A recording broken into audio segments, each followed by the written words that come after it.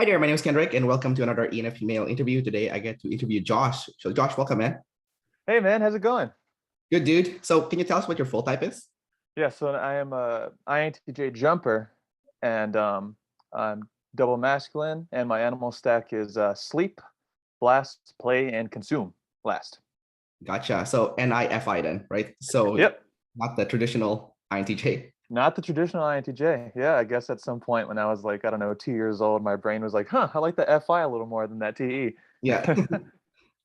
What did you think and how did you feel when you got your typing results back?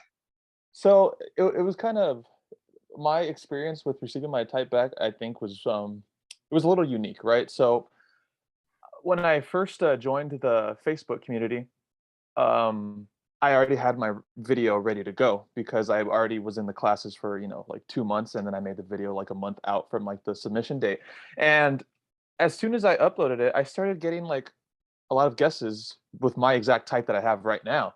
And before then, my self type, just because obviously everybody's into MBTI first, I've always tested ENFP. I always thought I was an ENFP, and we'll go into that later. But I always thought I was an ENFP, so now I started getting like lead NI. I'm just like, whoa! Like honestly, I wasn't like bothered by it, but I was more so excited and shocked and surprised at the same time because I never saw myself as like an NI guy. So when it solidified, once I actually got the results, I kind of already processed like, I already kind of like sleep first to like process exactly how the type fit for me, right? So, a little bit after, the guesses were coming in when I uploaded to the Facebook group, um, I had my interview with Ian and Austin, and they didn't think I was IJ actually.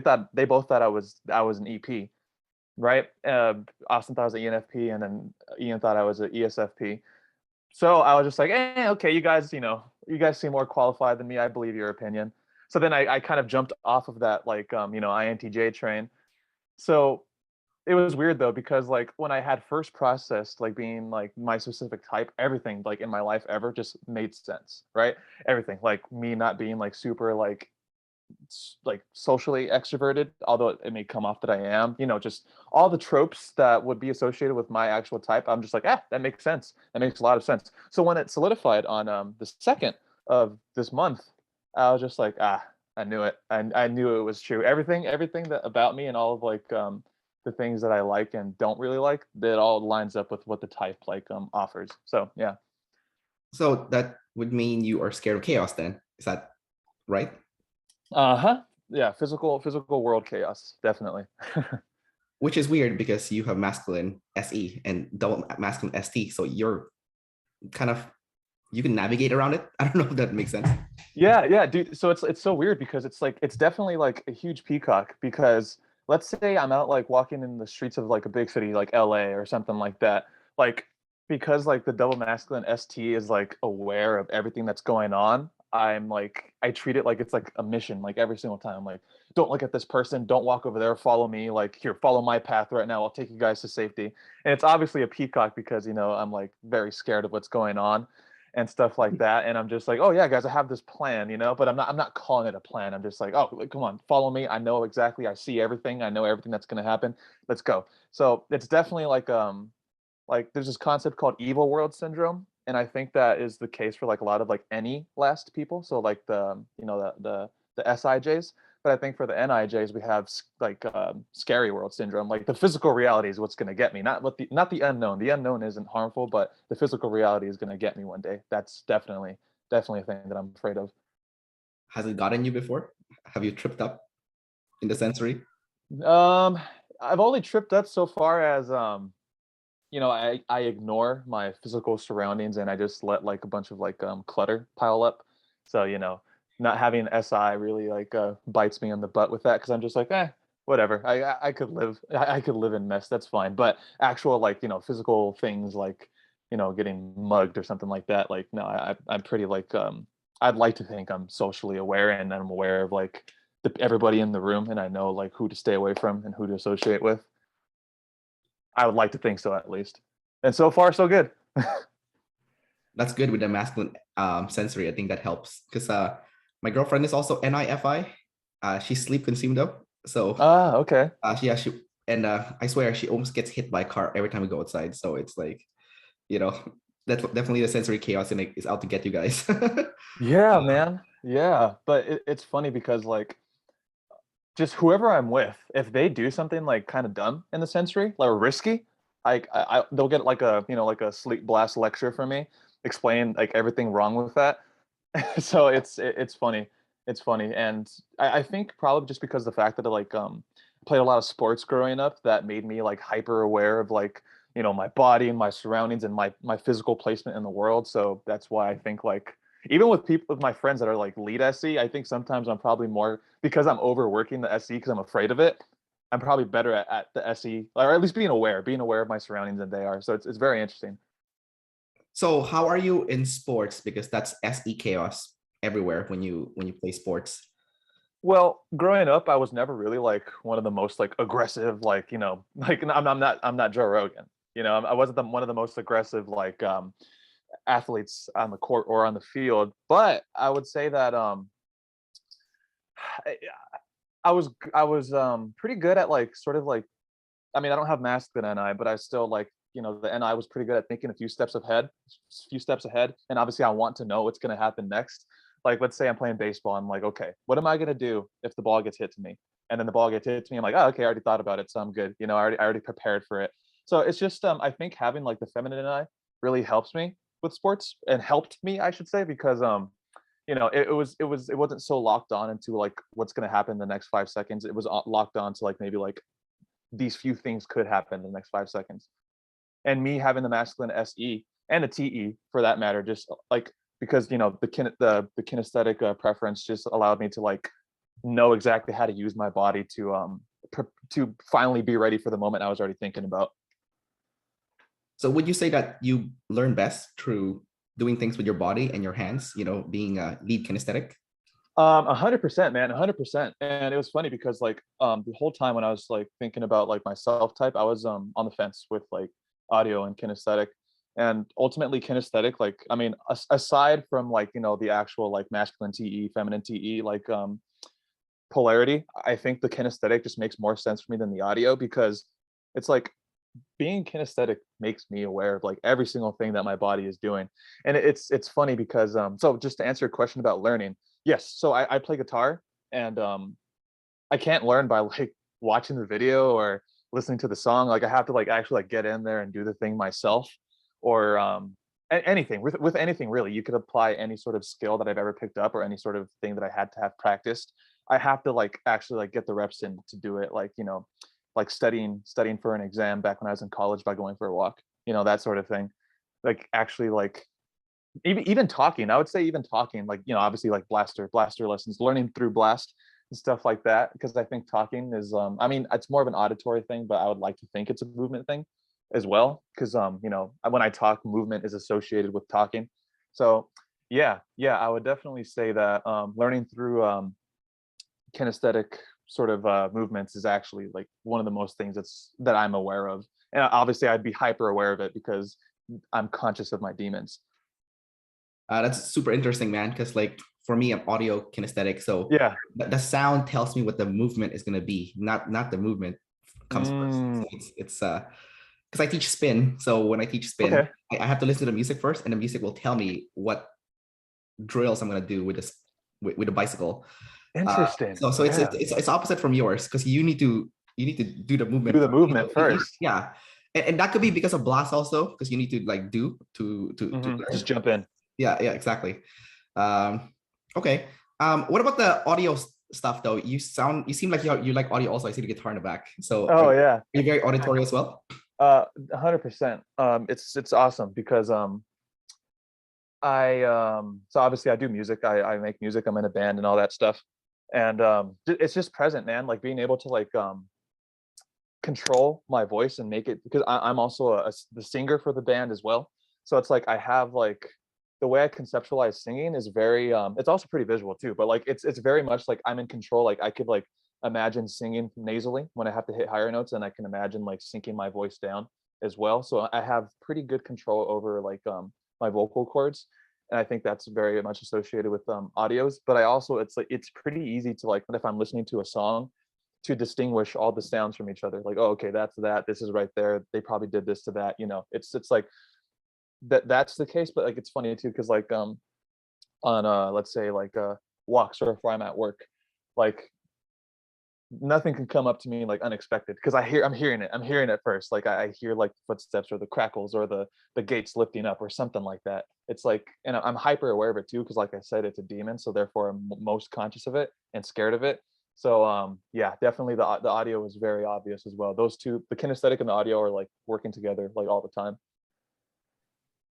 It's interesting that you are in a band and you play music because a lot of INTJs are into music and are quite successful. Like Gene Simmons is an Yeah, yeah, NIFI. Yeah, yeah. Jay-Z, P. Jay-Z, Diddy. Yeah, Kanye West. There's so many. Kanye, yeah. Yeah, so it's interesting how it sounds like it definitely is the good or the correct career path to follow. Because there's already people of similar types that paved the way, that showed that Oh, you guys can do yeah, it. exactly. And I think the thing with music too is because it's so multifaceted that Lita and I is just like, oh, we'll just group all that together, and I'm able to like fulfill like this whole creative vision that I have in my head without having to pay mind to like, without having to detail everything out. It's easy just to like, not easy, but like we're able to use Alita and I just to group like every single aspect of music into it, like the actual creation part, the business side of it, the branding, all that stuff. Like it's sort of just one thing. It's one thing, but that has the same our same, let's say, especially for I'm going to speak on behalf of the jumpers, like the Jay-Z's, the FI, are like our mystical vision that we have for our art bleeds through every single aspect of it, like the business, branding, creative process, all of that. I want to switch gears a little bit. So your first animal is sleep. It's NIFI, and it's double feminine. So you're leading with a double feminine animal.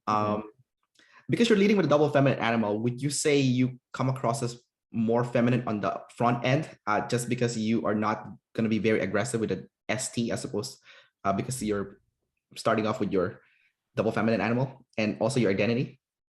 Yeah, man. Yeah, 100%. So I guess to start off with that point about like immediate presentation, I would say it's very much just kind of like that's why I thought I was like an ENFP for the longest time, just because the Myers-Briggs descriptions of the ENFP is like, oh yeah, they're just like this, like, more of like a feminine sort of softer person right up front. I'm like, oh, okay, yeah, that's me. Sure, that makes sense. And yeah, it's definitely the case. Like, for example, like it's so I like to think of like the double feminine sleep in terms of the modality as well. So the tester modality, it's like, okay, well, what is this person going to bring to me today, and how am I going to feel about it right off the bat, right? And basically my presentation is movable, it's feminine, it'll mold to the external influence. I'm not projecting I don't have a double masculine inner world, so I'm not projecting that onto other people. I'm letting them like dictate how I feel in that present moment.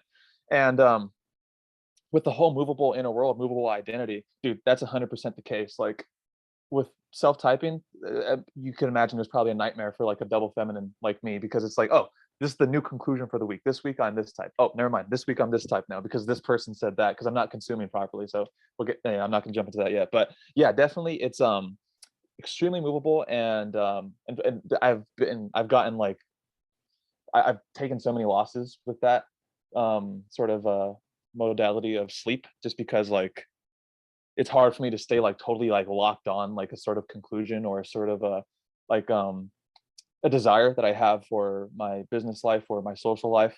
And yeah, it's definitely very, very obvious and very apparent. And that, going back to the whole like feminine social like dynamic, yeah, that's why I didn't think I was like double masculine. Like, that's why I thought I could have been more on the audio side of things, just because I'm just like, dude, I'm not like punchy right off the bat with people. Like, hearing like making the mistake of like putting the anecdotes in my bag and just like, oh yeah, I'm not punchy, I don't like bang everybody on the head for like answers.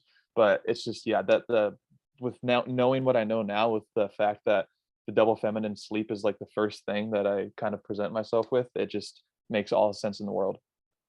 Yeah, it's kind of like what Michael Jackson. He's an ISFP jumper, so he's also double masculine. So Yeah. he's like the most feminine guy in the world, right? But he's double Yeah. masculine, so it's kind of weird.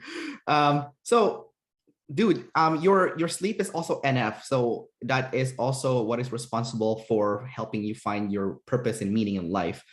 but because it's double feminine, your purpose and meaning is going to be changing it on a weekly basis. On a weekly basis. So how annoying is that for you, that like you finally found what you wanted to do, and then boom, next week it's like something else, and you're like, ah, shit, it's almost EP-ish, like, Yeah, exactly, man. Which is why I thought of myself to be an EP. Like I keep on saying, like it's the unresolved is so apparent because, and the way like it's terrible, man, because like the conclusion that I made last week, the way I feel about it now, like I have like negative, because the FI is very strong. I mean, it's not masculine, but I feel like as a savior, it's very like it tells me like, I don't like this, chemicals are bad, don't do this anymore. And it's like, what? Like this was good. This was a good idea at the time. So why am I not gonna want to pursue this anymore?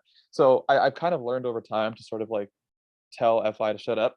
I'm just like, look, we're gonna push you to the side, and we're just gonna like STU our way through this, because we already devised like some sort of vision that we want.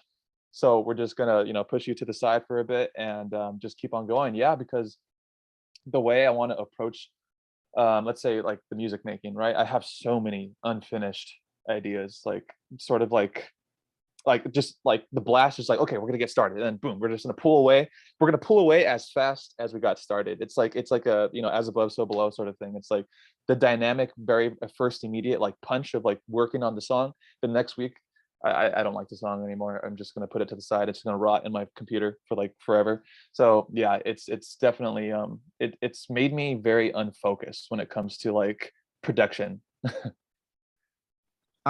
So I also noticed that everyone that has the same function stack as you, whether that be INTJ, ENTJ, ISFP, or ESFP, with that NF sleep, a lot of people of that function stack has some kind of code that they adhere to or mantra that they live by. I can give you some examples, but I was wondering if you have some of your own. So let me give you some examples first and then see if you have any, okay? Okay. So my girlfriend's, hers is discomfort over resentment. So before making a decision in her life, if she knows it's the right thing to do, even though it's gonna make her feel uncomfortable, it's the right decision. Or what's his name? Jocko Willink, discipline equals freedom, that's the EP version of it. Yeah. So do you have something similar to those kind of mantras or codes? Yeah, I've had multiple actually over time. I remember specifically, we were sort of asked this question. So I majored in English in college. I graduated with a BA in English, and the teacher was asking us about like some sort of like mantras or things that we had, right? And I volunteered, and I was just like, I used to follow this YouTuber, and he was a fitness YouTuber, wrestler guy, and it's What's a his name? mindset. It's a mindset. His name was did you ask about his name? Yeah. His name was is Eric Bugenhagen. He Oh, works with like you know who Juji Mufu is? I'm no. sure you do. Oh wow, crazy. Yeah, he's very, very like he's that really ripped bodybuilder guy that does like the splits and backflips all the time. Yeah, yeah, he's pretty popular. But anyway, so this guy, he's been featured in his videos, and he's pretty cool. He's like, jacked. He does like crazy like odd lifts and like, yeah, anyway, so his mantra was, it's a mindset, right? So it's like, that's just the way I treated like very like at that time, this was like 2 years ago. um that's the way I treated hardship. It's a mindset, just like just focus on the end goal, focus on the end goal, focus on the fruit rather than focusing on the pain, and then just we'll just find our way there. But nowadays I think it's sort of evolved. So I'm a Catholic, and I just think about just some of like the gospel isms in my head to like sort of guide myself to make the right decision. So I think of you know forgive them for they know not what they do. If it's very, that's probably one of the most like double decider sayings ever like said, because like if people are being like intentionally annoying, or doing intentional wrong to me or to others, I just can't help but like just think about that, or just think about what is associated with that, and I'm just like, this guy doesn't know any better. You just got to like let him off the hook, let him go. So yeah, I do definitely have like little mantras that I follow to sort of excuse things, or just to sort of push myself through to be a better person. I think that's a really good one. It sounds more like it's a feminine FI thing, because with Mhm. masculine FI, I find myself harder to forgive people. But they would have to do something really fucked up for me Sure, to sure. hold a grudge, because I'm still a double decider, right? So Yeah. you would have to do it like 10 times, and then you have a track record of being a dick before I would Yeah. start holding a grudge to you. No, yeah, I totally get that. And honestly, like that has bitten me in the ass before by not being able to like shut down behavior. Just like the feminine, if I was just like, oh, give him a chance. Oh, I'll give him a chance. And if I get pissed off the next morning, I'm just like, okay, we're friends again. Or if they show some little tiny bit of remorse or guilt, then I feel sympathy for them, and bam, we're like this again. We're close. So it's Yeah. just yeah, and then that's how behavior patterns keep on getting reinforced because I don't like correct it. But Yeah. yeah, I get that. Yeah. So what are you doing then if you're just letting it go every time because it's a feminine FI? Honestly, it's just Or is that something you haven't figured out yet? yeah, it's like sort of like it's like I'm playing like a psyop, right? It's like so I don't really like have many like I don't have any toxic people in my life. So it's like I think me acting like or sort of behaving in a way that shows that I don't hold sort of ill feelings towards that person. I think subconsciously makes them think like, okay, like Josh seems to like not hate me over like this sort of behavioral pattern that I have or this thing that I did. So let's just roll with that. Let's just roll with that and I won't do it. Because obviously if someone's gonna keep on doing something, I'll make a comment. Like I'm not gonna let everything slide. Like I'll say something as sort like, very like catty feminine FI sort of way, like sort of like little jab to the stomach and they'll sort of get the picture, but then I'll feel bad about it after. So then, I think working, I mean, I don't know if this is the most efficient way of working through interpersonal like relationships, but it seems to be working right now because I don't have like sort of, I don't harbor toxic things or toxic relationships. So yeah, I mean, it's doing something. It's doing something. All right, dude. Let's switch gears to your blast now. All So right. your blast is double activated. I remember Dave was saying how he's self-above tribe, but because he has double activated blast and double activated TE, he's in a permanent demon state where he's trying to help people, even though he doesn't want to help people because he's a selfish ass because he's self-above tribe, right? So Hmm. do you have that conundrum as well? Like it's kind of like annoying, like you're always thinking about other people, even though you don't want to, and you want to find a way to help others. Yeah, man, because I definitely so the video that they released the week that they typed Rami Malek, I think. Dave was just like, B doesn't stand for blast, it stands for bitch. And it's totally true, man. Like the real savior FI guys in my circles, like I ultimately like serve them at the end of the day because I'm just like, okay, like I'll let you guys decide what you want to eat. I'll set up everything for like practice for band practice or for the hangout and just let you guys like have your fun and I'll just sit in the corner and just like think or whatever. So definitely I do see that. It's like I have this internal need to like help or to like make sure like the tribe is like smooth sailing and getting along, making sure everything's being efficient and working and stuff like that. I mean, not to the ultimate T, but you know what I'm saying. But yeah, ultimately it's like the people that have like the real savior FI, like the non-jumper, like ENFPs or ESFPs or whatever the IPs, like they ultimately sort of like dictate like how I make my decisions, I guess. Um, because you're an INTJ, Hmm. your blast is actually your first two functions. So it's gonna be like your super strongest animal, supposedly. Because I also have blast savior, right? But it's my third and fourth function. So Yeah. it's still hard. It's better than the other ENFPs because like I think like the way David Chan describes it is it's a spectrum based on your type, not other types, but it's your type, right? So even though I have blast second like you, your blast will obliterate my blast. I just because of like the positioning of the function. Um, but then your consuming is going to be extra difficult because Yeah. your third and fourth function and it's fourth. So let's talk about that first. Let's talk about the blast being the first two and actually probably even be stronger than your sleep because of the stack, the double activation. Can you talk about being a super blaster, always giving lessons, always trying to get things done? Yeah, dude. So the way I like to think about my blast, I like to think about it as like like a disorganized shotgun blast, because we have the feminine I and the masculine TE.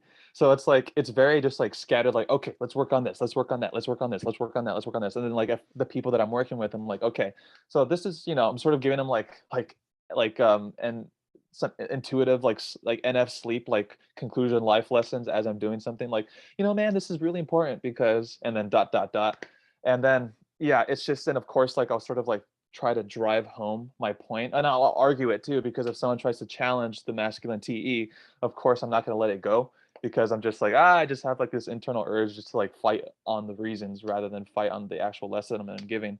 So it's, yeah, just really being hyperactive with wanting to get started with stuff, and just totally like ignoring the consume that I have to do before I actually get started. I'm just like, okay, let's go. And then I'm just like, no idea what I'm doing. And then it's just sort of like this like cycle where I just kind of burn out because I'm getting started on like multiple things, or I'm talking too much in like my circles. I'm just like, oh man, I'm energy down. So I'm like, I'm tired now. Like it's time to like go to sleep and just not do anything anymore. So yeah, definitely, it's like sometimes it's like a bucking bronco. It's really hard to like sort of manage. It's really hard to manage, just because it's like I start a lot of things, but I don't finish a lot of things because I get tired. So Dave said that for you guys who are consume blasts, your blast essentially, because you can't blast without consume really, because then you have nothing to teach. Nothing to say. Yeah. Yeah. So the way he described it is, it's like passive life experience that you kind of just absorb along the way by pure accident. Uh, when do you know it's time to update your worldview? I know you don't want to because you sleep less, right? Yeah. But have you ever had an inkling inside you where it's like, it's like, hey Josh, hey man, I think it's time to update, because I think your information is really falling behind, and the stuff you're teaching, it's not relevant anymore. Like, do you ever have that inkling feeling inside of like that needs to happen? Like it's time to get an upgrade, whatever, from consume. Yeah. So I think sort of the way I could illustrate that is kind of like this. So let's say I'm honing in on the concept of let's just say, so personally I like intermittent fasting, right? I do that like basically every day. I know there's conflicting research, but I don't care because it works for me. So I'll preach that to many people, right? I'll be like, intermittent fasting, here's why you should do it, or black coffee, here's why you should drink it and not drink anything else, right? So then, eventually over time, like it's just like, what if I just want to like, have like a regular eating schedule? And I'm just like, I'm just like, I've been like living and dying by the sword of intermittent fasting for like 3 years. I don't know how I could sort of accept this. So that's one aspect, but let's just say with something super trivial like coffee, right? Like I'll sort of beat everybody on the head with like why black coffee, especially with dudes, is better for you. And there's actually research for that. Don't worry, I'm not doing consume at all. But so, and then let's just say, oh, what if I just want to like enjoy my coffee, or I don't want to drink dirt or something like that, right? I'm just like, I guess I should like let this slide and not like, mess with you. Cause like with my friends, especially like, or my bandmates, like if we're having coffee, I'm just like, better be black, better be black. Like I'm watching you. So just overall, I guess the point is like, it really, I think my double decider nature and wanting to like, serve others makes me update, because I'm just like, okay, Joe, you can't really like get people on your side, or you can't like make others win if you're like attacking what they like that isn't necessarily harmful. So I think that is ultimately, it's sort of like a play. It's like a play update, right? It's like, here's what others like, here's the ping back from the tribe. I'm like, whatever, fine. Sure. So you're doing the consume true play. Yeah, a lot of the time, Yeah. especially with the whole music thing. Like I learned a lot of the trends through like others. Like I'm not like looking like, oh, like what's popular. Like sometimes like once a week I'll like listen to like a Spotify playlist, like new indie or whatever, and I'm just like, oh, okay, that's cool. But a lot of the time I'm learning about like what's cool through like my friends or my bandmates or the internet. So since OPS started and I was watching Dave's videos, he was talking about, I think he's only actually read one book in his life, and and I think that was the E-Myth Revisited, and only because so many people harass him about it, and then now he read it. Now it's his Bible for how you should structure your business, right? So do you have something like that where it's like you have like one or two book that like for somehow you like locked into, and then now like that's like the only book you've read, but then it's like something that you go over and over again. Do you have So something like that or no? this is interesting. So this is going to be a very layered answer because so the quick answer is I probably have like over 70 books in my room right now, right? Yeah. So I'm thinking my consume, since it's weird, it's awkward, it's SF. I like collecting a lot of books. It's like I like thinking about it like my masculine SE, like serving my savior FI. But the thing is, I don't read any of them. So the ones that I actually like read, yeah, those ones will be like sort of like in parallel with Dave's sort of way of doing things. Like for example, let's say okay, so when I was in college, when I was actually sort of like forced to read like excerpts, I read the life of the life of the slave narrative by Frederick Douglass, and a lot of like the isms and axioms that I sort of and the concepts that I sort of like took away from the book, like how struggle produces like the most fruitful results, and how perseverance through hard times is able to like change the lives of others significantly.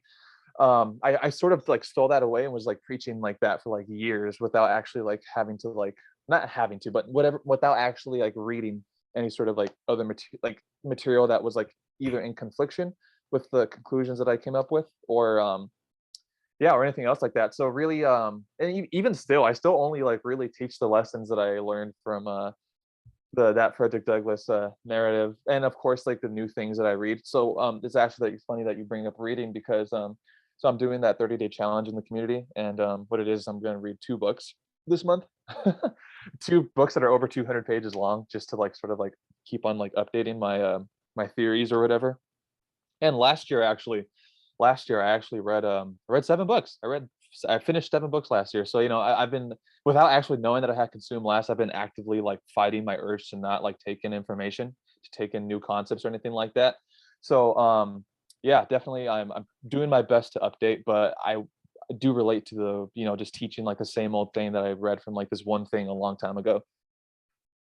So what benefits have you experienced from reading a new book?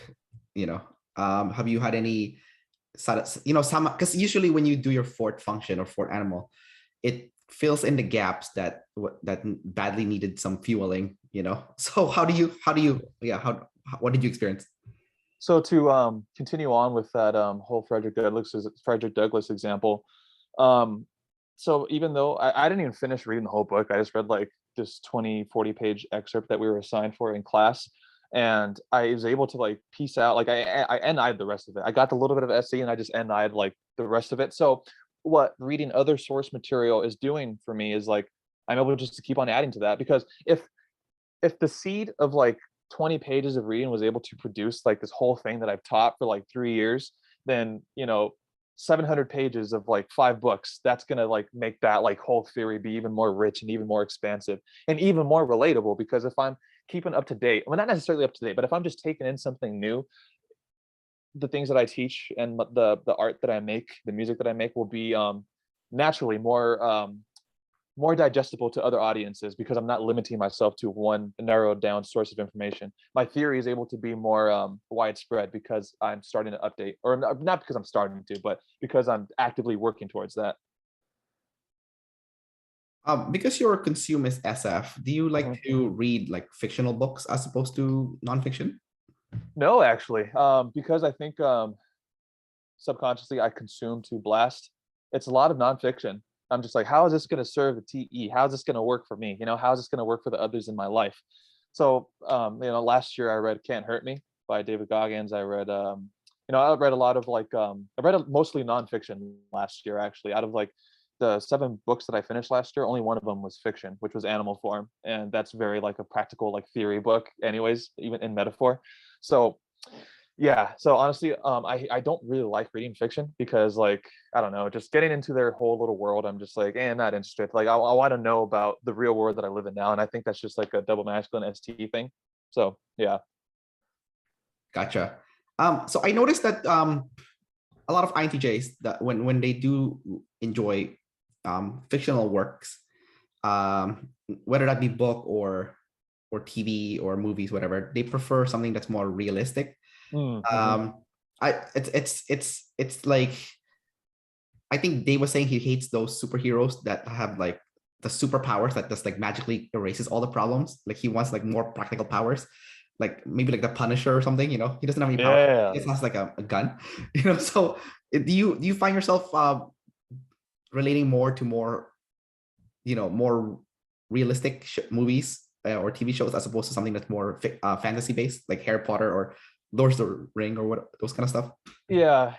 Like I have no desire to watch Harry Potter or read it or watch or read Lord of the Rings. I mean, I'd like to read Lord of the Rings because I like Tolkien as a guy, but it's I my favorite movies are mobster movies just because I in my IJ box is history, and the history of the mob is pretty interesting, and I like just that whole era of like film as well, with Martin Scorsese doing a lot of like the stuff, and then like the actors of like Robert De Niro, Al Pacino, all those guys, like watching all their movies, like it's pretty interesting. I like gritty realistic movies because like I don't know, violence doesn't bother me for some reason. Like I like seeing it and just being able to, I mean, I think subconsciously it's just like my brain's just trying to prepare for the chaos of the outside world. So therefore watching it in a fixed artistic format is going to like psychologically, I don't know, prep me or something like that. But yeah, definitely. I mean, let's just use the Marvel movies as an example, right? I think with the Marvel movies, they introduce just that much enough like hardship for me to like not hate them, because I think like making them like getting their ass kicked for like half of the movie a lot of the time, I'm just like, this is good, like it's just a nice little story of like someone overcoming hardship, which is great. But once we get too deep into NF land, like with like the Harry Potter, Lord of the Rings, like Game of Thrones, all that stuff, I'm just like, I will never like, I don't think I'll ever like be able to consume something like that, because the grittiness is much more appealing to me. Well, Game of Thrones started out gritty. Later on, that's the fantasy stuff came into play. Ah, yeah. See, look, that's my consume ignorance. I don't even know. Yeah, yeah, no. I think Game of Thrones is a good example of hardship. That movie is like every protagonist they killed. So, um, See, yeah, so there's real time example of NI consume last, just grouping in like a bunch of things yeah, together without even no, knowing. no, that's it's different. But you could say, but even Harry Potter is pretty dark, man. Like they also killed good guys. So Yeah. Okay. so it's a fantasy movie, but it shows you like the real life like hardship and what do you call it, like darkness. So I think that's why it was, yeah, because like there's 7 Harry Potter books, right? So the first 3 is like a children's book pretty much, or the first 2, Sure. and then in the 4th book it got dark really quickly. I'm like, what the fuck, they just killed someone. Like, So that makes sense because it's like Rowling was trying to make the characters grow up with her audience. So that yeah, that kind of makes sense. She's like, you know what? These guys need a little bit like a knock on the head. Let's give them death. it wasn't just a knock, it was a shock, man. I was like, Yeah, it was a what? shock. It They was a just whole start, body they're shock. like, what, are you serious, they just killed this person? Like, Oh man, that's funny. yeah. Okay, cool. So let's talk about your ST. I think that's the one we haven't covered yet. Okay. Your ST play. What's going on there with ST play? So do you like to collaborate with people when it comes to getting things done? Is that something that you? I mean, it's a demon, but it's double masculine, so it's gonna be like right in your face. And then because it's ST, it's like block banging. So pretty much you're getting things done in real time. Yeah, talk about that. Yeah, definitely. I prefer that. I don't like, obviously I don't have TI, so I don't like working through a problem by myself. Like I have to like have that ping back if I'm especially working like, so at my job I do like a lot of ST work, because that's just the nature of what I do. Because I work like at a family entertainment center, and obviously property maintenance needs to be done. And I like it. I mean, I value ST work, so it's like, it goes hand in hand, and having a double masculine helps. But yeah, man, like if I'm like, let's say working on putting up a fence or something like that, I have to have that ping back, because like I rely on the knowledge of other people a lot of the time. So it's like, do you think this is a good idea? Do you think this will work? It's just always asking like, the block banking questions, like what's the best way that you think will work, and then obviously I don't mind getting in there and like doing the work. But yeah, definitely a lot of the time it's like, I if anything, like feminine FI is probably scared of like trying to figure it out by myself, and having to fend for myself, like in that like trying to like do like some sort of ST project or something like that. So working with somebody else, especially someone with TI, very good, because I'm just like, okay, you probably know more than me about this, so let me just listen to you, and I'll just help you out. Gotcha. Um, ST play, it's also reporter talk, but in the scattered way. It's weird. How does that work exactly? Because SI is very easy to follow. It's like, It's linear.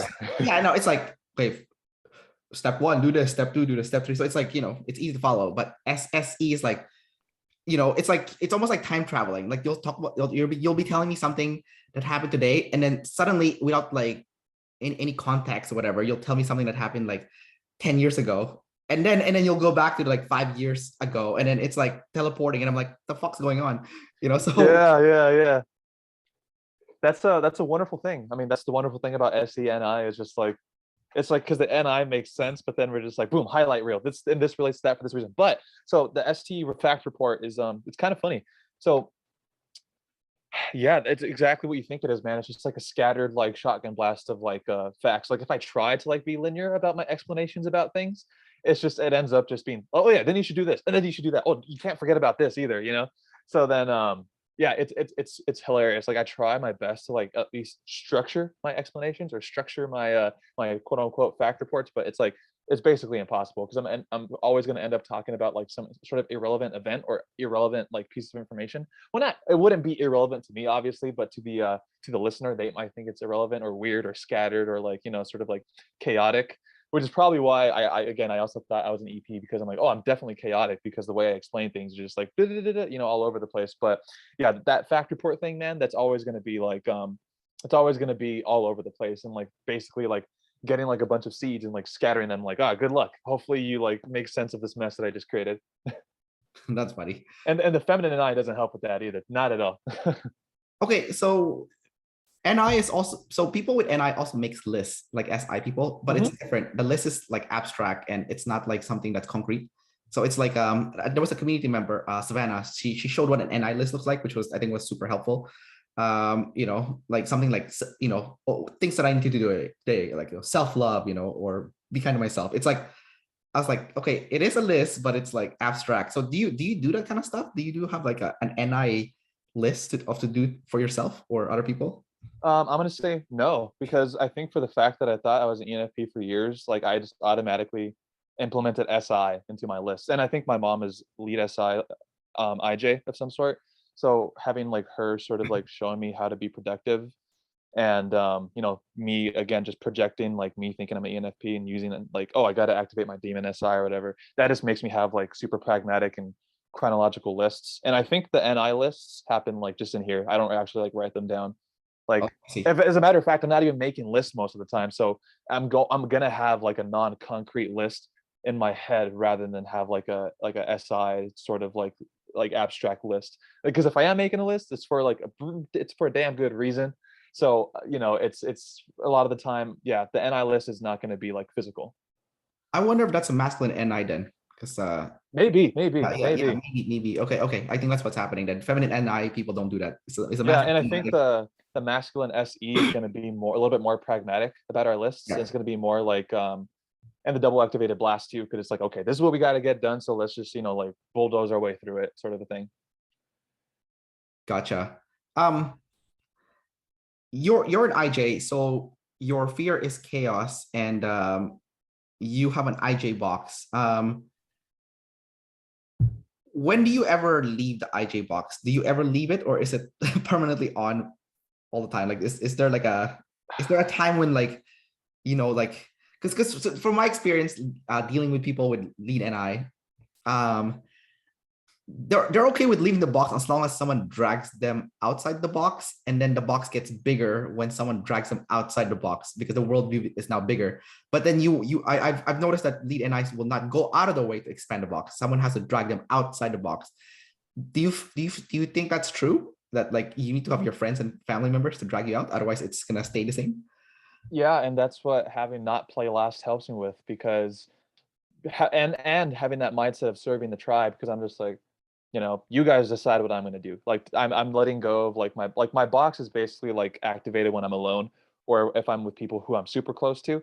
But if I'm with like my casual friends or my band, I'm just like, I mean, with my band, they probably see my IJ box a little bit more than anybody else, just because, like, you know, it's something that I care about, something I want, like, to be like efficient when we're working. But yeah, it's definitely like people have to bring me out. And honestly, I'm still, because I thought I was an EP for the longest time, I'm still trying to like piece together what exactly is in my box and what exactly is out of my box. Rather, that's probably should probably be the thing I'm focusing on more. But yeah, I don't think I am like venturing outside of my box, and I'm alone or with my like my close associates, but people like having like not play last and like being surrounded by all sorts of people and hanging out with my friends. Like growing up, I used to hang out with them all the time. So they used to just bring me outside of my box all the time, for better or for worse, but they would. Um, from my observations, I do notice that IJs in general have a better appreciation of the new when it does happen. Because you know Yeah. it's almost like a hit of dopamine. When you hit it, it's like when you see something new for the first time, you're like, oh wow, or like, oh my god, this is incredible. Like, you know, because but EPs, there's always something new, so Yeah. there's no appreciation for it. Uh-huh. So because I you know I when I travel with my girlfriend, for example, she's an IJ, and then for her everything's like wow, you know, it's like, but and then I have noticed that with the IJs is that you guys have a just a much deeper appreciation for the new, because it's not often that you get the new. So when the new hits, the dopamine rush comes and everything is like so nice. Because so for me as an EP, it's more like when I organize something that is like such a good feeling. It's like wow, I did it. Yeah. that felt so rewarding. You know, like I put together this IKEA cabinet, for example, like Yeah. you know, and I was like, man, that felt good to put this together. You know, so how do you relate with that? Like where when you do consume and there's like a new experience that it's like such a big hit for you, and there is like a deep appreciation for it. Like, Yeah, no, I definitely do. So I think the difference of functions plays a part here because um so I, so let's start with the SE, right? So if I love traveling as well. I mean, I don't like travel like across the world yet, but I do just I live in California, so you know, we have a lot of places to see, a lot of geographical diversity here. So, you know, if I drive to just like a place, even a place that I've seen a million times, I'm always wowed by it, or just a place that I haven't seen before. So let's just say you know, recently me and my girlfriend we went to Solvang. It's like that Scandinavian town here that's just north of Santa Barbara. And the story about that is kind of cool. Just like immigrants from Michigan that were Scandinavian were tired of the cold and they came down to California and started the town. And it's cool. So, anyways, seeing that, it was like obviously it had that wow factor, but because I have SE, I think it's a little bit, just a little bit of a jaded feeling. I'm just like, this is great, you know. But you know, I've seen like a lot of things already. If anything, I'm wowed more by my driving because I love driving and I love like seeing like the natural landscapes of California and just wherever I'm at in general. And I like being, I usually am wowed by that. Like if you ask my girlfriend, she'll say like, oh wow, like I'm just like there driving, just like this is amazing, this is insane. Like, oh, pay attention to the road, you know. I'm just like, oh, I'm trying, but I just, you know, all this greenery around me, like it's overwhelming. Like I feel like just obviously my FI is going to be talking about, like I just feel these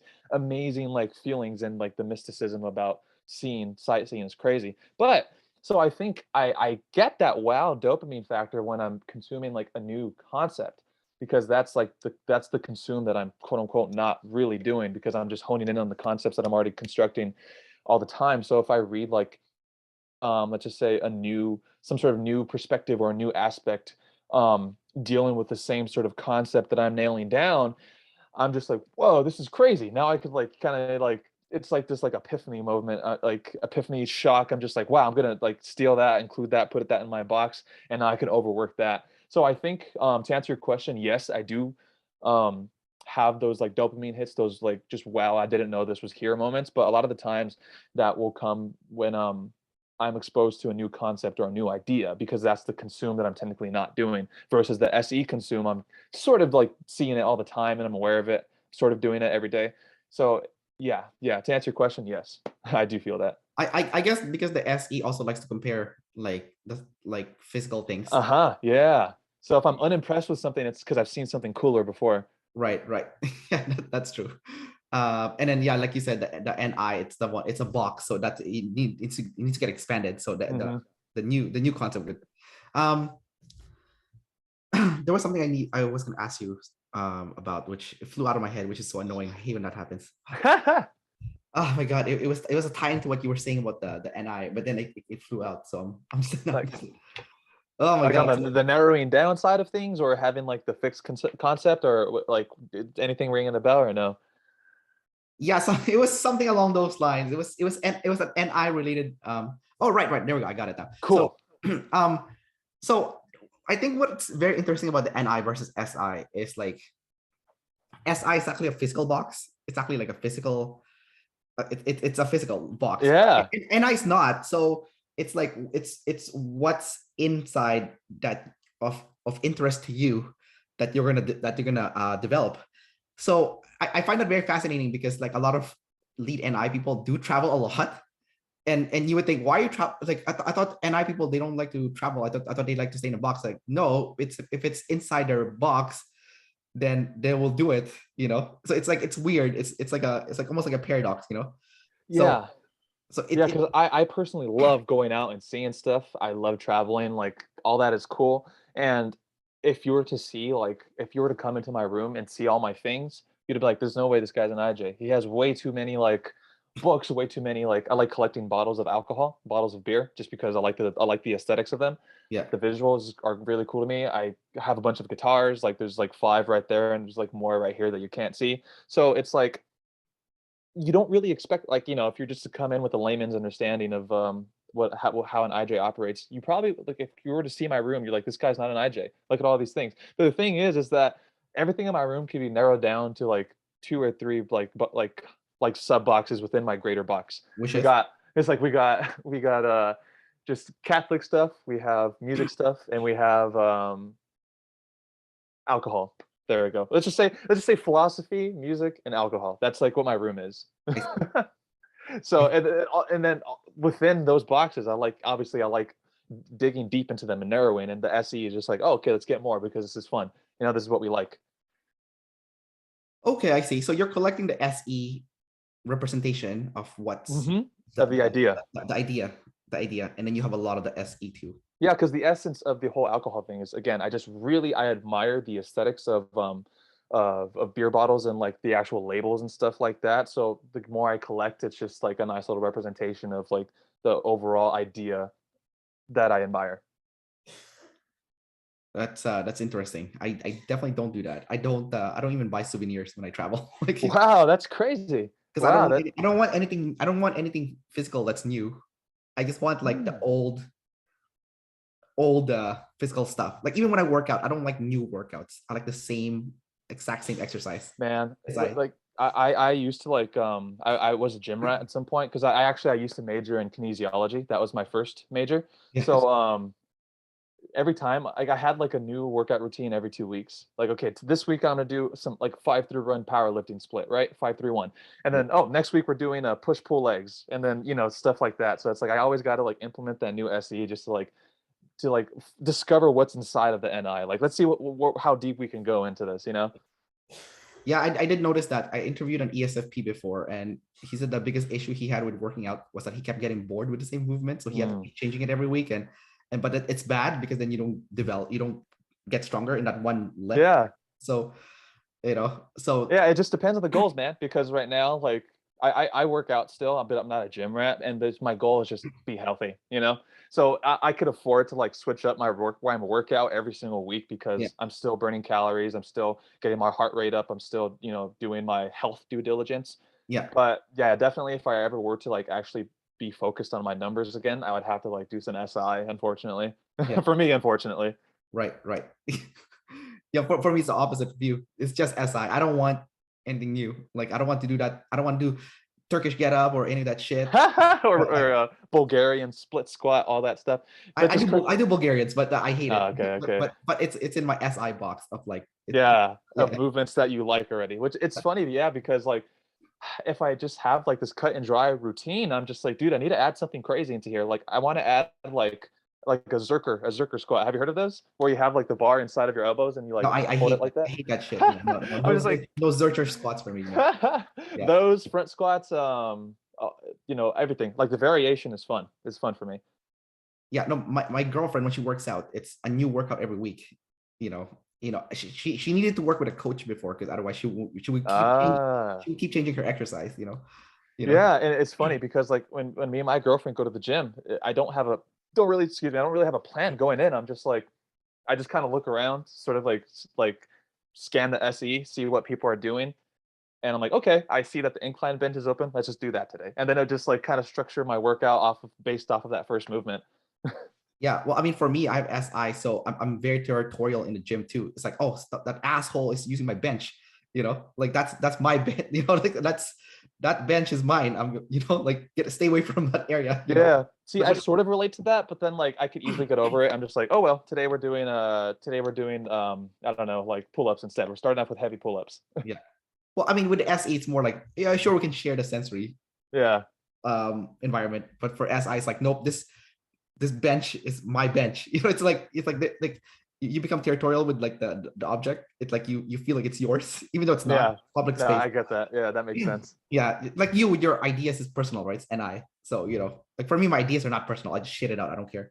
Yeah, yeah. My ideas and just the things that I like are extremely personal. It's just like, no, I'm not sharing. I'm not sharing with you. And if they like the same thing that I like, I'm just like, this tainted now. I That's think probably just a FI. You probably relate to that because it's a FI thing. Like if someone shares like a same sort of like, I don't know, attachment to like a value, I guess. I'm just like, well, I'm eh. okay with that. I'm okay with Oh, that. okay, okay. Yeah, No, no, maybe I it don't. is just an NI thing.